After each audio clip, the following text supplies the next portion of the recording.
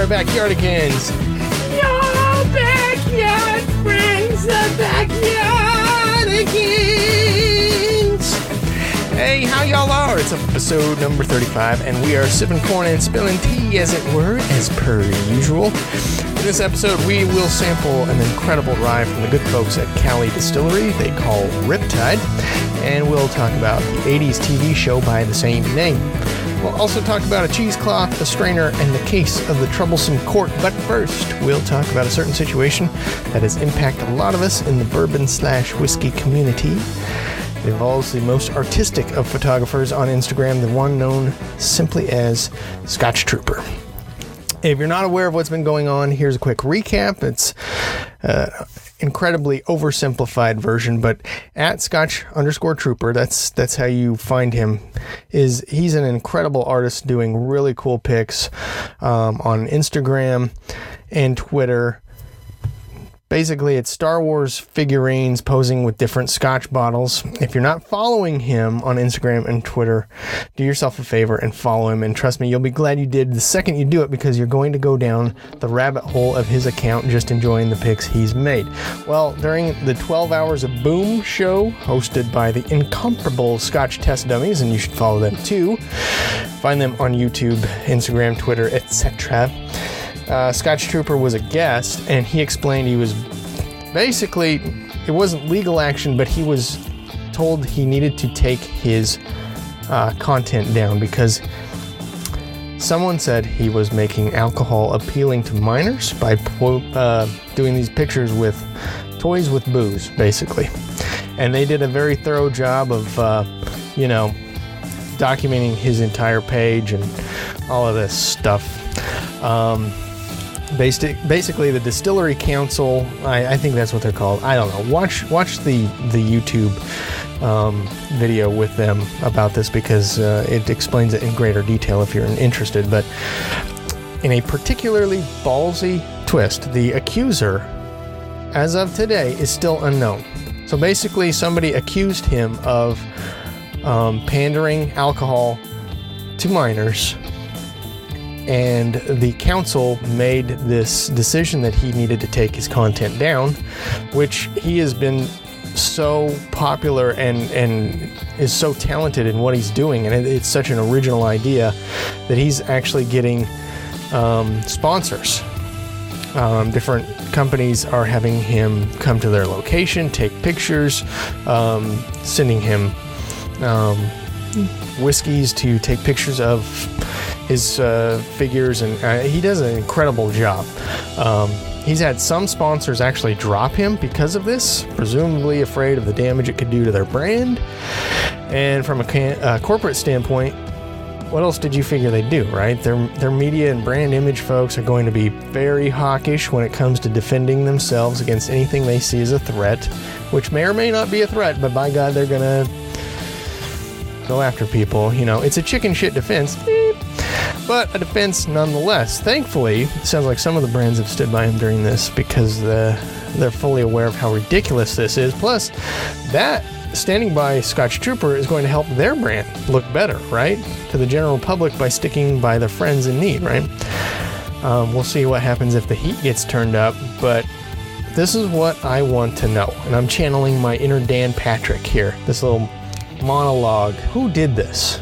Who accused him? Isn't that a part of the Constitution? Aren't you supposed to be able to face your accusers? Is this Russia? This isn't Russia. Bonus points if you can tell me the classic film that line is from. Seriously though, we're headed to a very dangerous place as a republic if we're going to allow nameless, faceless people to make random accusations with no recourse for the accused. And can anyone explain to me how you're going to get a kid to drink scotch by using Star Wars characters? Have you ever seen a 10-year-old even try to take a sip of black coffee? Multiply that times 1,000, and that's about what you get if a kid tries scotch. And why would anyone want to get a kid to drink anyway? Scotch guys like their scotch just as much as we like our bourbon. The last thing we all want is more people drinking up the supplies and driving up the price. At least that's how I see it. At any rate, it's a bad rap for Scotch Trooper, and I really worry about setting a precedent here. Basically, someone can hate your page, then spend a lot of time going through each image on your page, and then call down the thunder to shut down your page and threaten your livelihood, all while you have no idea who it is and why they hate your page. Look, it's clear Scotch Trooper not pandering alcohol to kids, and it should never have got this far. To go after his livelihood is just trashy, and I feel the person that did this is trashy. Okay, let's get to the review here. All right, Riptide, the rye whiskey. So the good folks out there in Gardenia, California, sent me 2 samples. Riptide, which is the rye and Cali whiskey, which they call a California twist on a classic American sipping whiskey. We'll review the sipping whiskey very soon, but today we're focusing on the Riptide Rye. Now, due to Ace Ventura at my local UPS station or office. Now, due to Ace Ventura at the local UPS office putting the box through its paces, the cork broke off in the bottle. Oh, mamacita, how do you fix that? Well, I'm gonna tell you how you fix that. You get on that there YouTube and you find out the cheesecloth, or in our case, a very thin, clean, lint-free dish towel and a strainer and a large glass measuring bowl can save your bacon. If you ever run into this problem and need assistance, DM me. I will walk you through it. It's not the issue it appears to be. So, YouTube, like I said, saved my bacon. And I saved the rye from a cork-filled fate. And then I naturally had to sample it to ensure the quality, and it was the payoff to all the hard work I put into saving it. I've never been a big rye guy, just because I've never really had much access to ryes, and when you see so many choices on the bourbon aisle, you, or at least I, can get distracted. But Riptide has turned the tide, so to speak, on my rye-free ways. And this is what the back of the bottle says. Quote, Riptide is a high-proof rye, powerful yet surprisingly smooth and easy to drink. Well, I can tell you from experience that is very true. At 118 proof, though, you're going to get a good warm burn on this one, but it is very smooth. You also pick up a great butterscotch note on your tongue. Is really good. The bottle also says hand bottled in small batches at cask strength. So yes, be prepared for the cask strength, but at the way how smooth it is, you might not even notice. Riptide is a complex whiskey with butterscotch notes. Yep, definitely picked up on that. In perfect balance with the bite of the rye. End quote. Then they conclude with one of the best lines at the end. Even the empty glass smells fabulous. And yes, it does. So, a little about the Cali Distillery folks. Marnie and Howard are the founders at Cali Distillery. They did a really good job with this rye. It's great. Actually, probably one of the highest proofs I've had in my short 3 or 4 year experience drinking bourbon. Currently, this is my daily drinker. And I had to hurry up and get this review going because I was going to burn through it all before I put down any notes about it. And as for marketing, they did a great job on the bottle. Very unique, eye-catching bottle style, kind of like Eagle Rare. And the label, really cool, kind of California style. It's got a dock with some pretty powerful looking waves hitting it. Very cool label. Admittedly, it's a little jarring to put California and bourbon together, because Napa Valley has really laid claim, rightfully so, to the state and made it synonymous with wine. Tequila is probably second place, but my personal opinion is you won't be disappointed at all with this rye, especially when you consider it's a local company run by a couple bottling their stuff by hand. You gotta support those local folks. So, wow, good stuff. This Riptide Rye. Now, Riptide Rye. Now, Riptide the TV show. Okay, did anybody ever see the show? Ran for a couple of years on NBC back in the 80s called Riptide.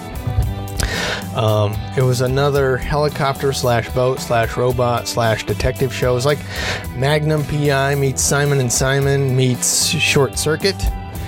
Boy, those shows kind of sum up parts of my childhood, actually. Basically, Riptide was two buff guys and their nerdy cousins solving crimes, flying helicopters, remotely controlling robots.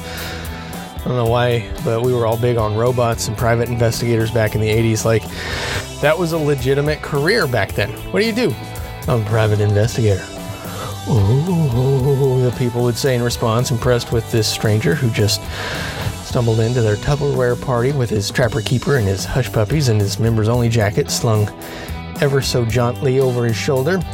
Here we are 30 years later, no closer to cool robots than we were back then. In fact, we're probably even further behind because nobody cares now.